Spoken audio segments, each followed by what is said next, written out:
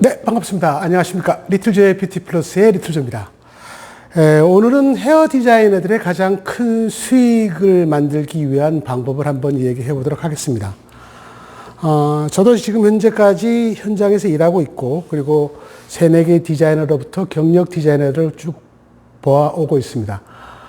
일반적으로 요즘에는 초급 디자이너가 다양하죠. 거의 230만 원에 식대비 15만 원을 해서 245만 원까지 주고 있고, 경력자분들은 250 내지는 270만 원, 인건비가 상당히 많이 높아져 있습니다. 하지만 치솟는 물가로 인해서 이 수익으로는 또 헤어 디자이너의 생활을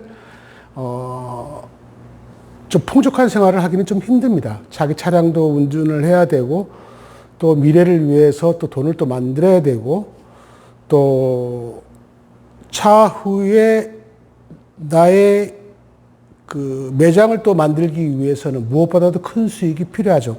근데 많은 디자이너를 제가 지켜보면은 10년이 가도 20년이 가도 매일 떠도는 헤어 디자이너가 있는가 하면 결국은 한 300만 원 선에서 왔다 갔다 하다가 마치는 경우가 거의 90%가 넘어갑니다. 왜 이런 현상이 벌어지냐면 너무 젊었을 때 자기 자신을 너무 믿었기 때문이 아닐까라는 제 나름대로 판단을 합니다.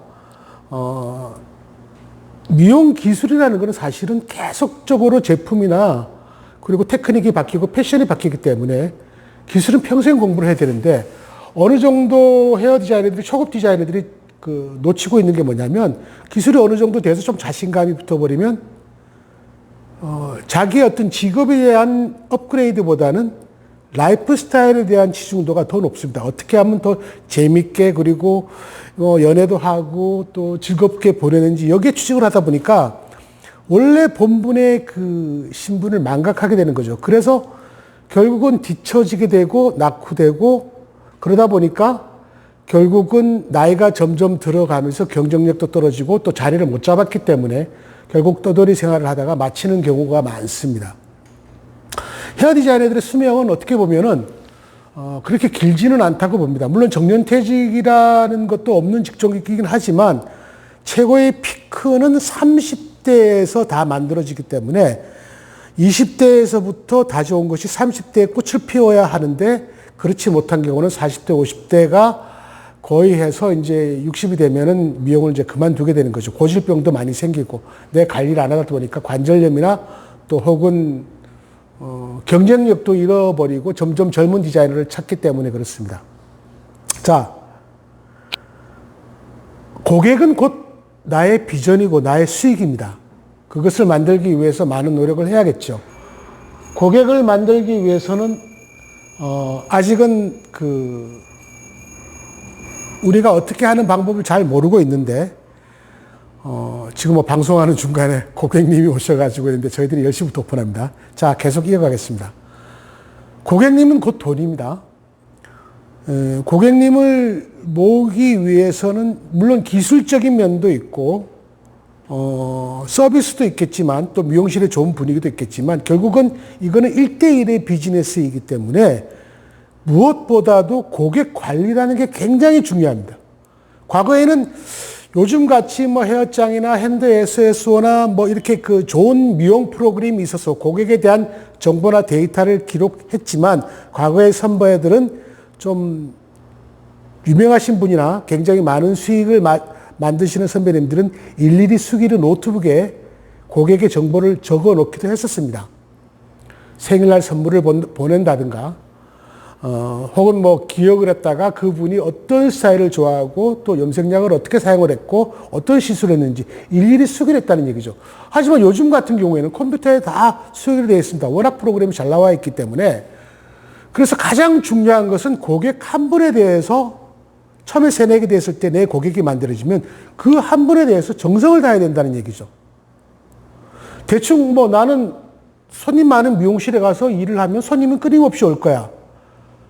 제가 항상 하는 얘기가 있습니다. 내 고객의 70%는 다시 돌아오지 않습니다. 이거는 제가 그냥 말하는 것이 아니라 긍정적인 데이터를 가지고 저희들이 조사를 해서 나와 있는데 전국에 아마 미용업계가 다 대동소이할 겁니다. 고객의 70%는 항상 돌아오지는 않는다는 얘기죠.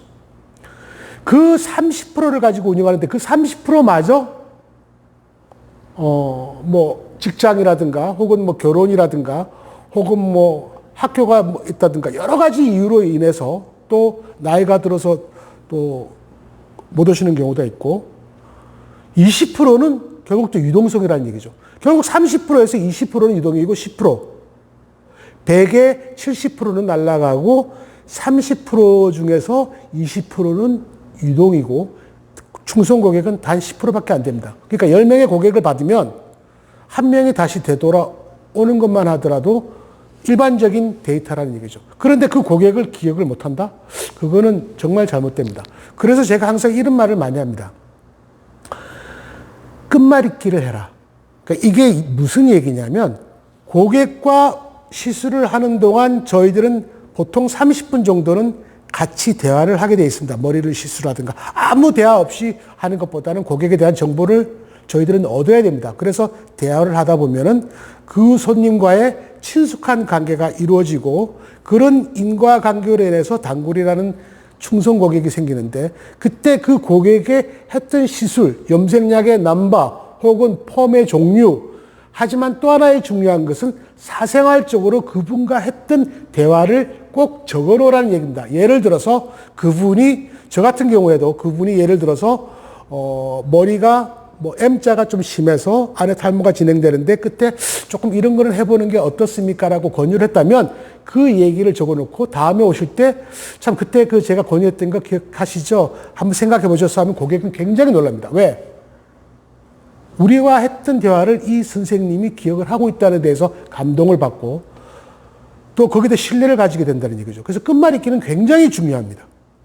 또 한 가지 예를 들어서 뭐 우리 아이가 뭐 이번에 뭐 어디를 간다든가 혹은 뭐 유학생활을 했다든가 다시 뭐 집에 왔다든가 혹은 가족 행사가 있다든가 이런 거를 꼼꼼하게 적어두면 머리를 하고 난 다음에 머리 할 때 참 그때 그게 어떻게 됐어요? 라고 했을 때 고객은 굉장히 감동을 받는다는 얘기입니다.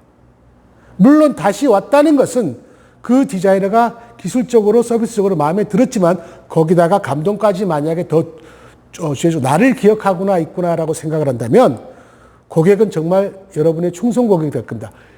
다른 말로 풀이하자면 여러분의 비전, 여러분의 수익을 만들어주는 고객이라는 얘기죠. 또 한 가지, 고객하고 얘기할 때 항상 내가 손님 많더라도 주위 분들한테 좀 많이 소개해달라는 이런 얘기를 하면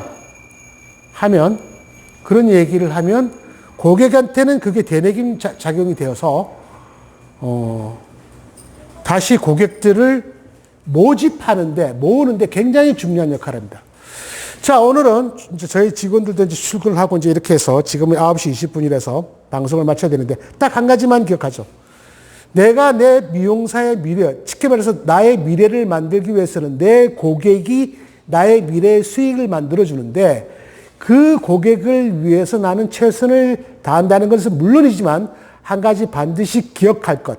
끝말잇기를 해라. 끝말잇기. 그 고객과의 대화의 마지막 대화를 꼭 프로그램, 컴퓨터에나 그런 메모란에 수록을 해두어라. 물론 시술했던 것도 적어주지만 마지막 대화의 그 대화를 기억하시고 적어두시면 다음에 고객이 오실 때 그 말을 물어본다든가 했을 때 고객은 감동을 받고 그 감동을 받은 고객은 여러분의 충성 고객이기 때문에 그 충성 고객은 여러분들의 미래 수익을 만들어준다는 겁니다. 잘 되는 헤어 디자이너들한테 반드시 이유가 있습니다. 그러니까 일반적으로 그냥 하루 출근해서 하루 그냥 무의미하게 마치면 사실은 아무런 미래도 없고 보장도 없습니다. 결국 300만 원 정도의 미용사에서 만족하고 끝을 내겠죠. 하지만 1,000만 원, 2,000만 원 벌어가는 헤어 디자이너가 있다는 사실은 여러분들이 반드시 기억을 해야 됩니다. 그 헤어 디자이너들의 가장 꿀팁이 바로 끝말잇기라는 겁니다. 고객과의 커뮤니케이션 그리고 고객과의 적극적인 추천과 제안 이것이 오늘의 키포인트입니다. 자, 리틀조이 뷰티 플러스 다음에는 또 다른 좋은 내용을 가지고 여러분을 만나 뵙도록 하겠습니다. 오늘도 화이팅!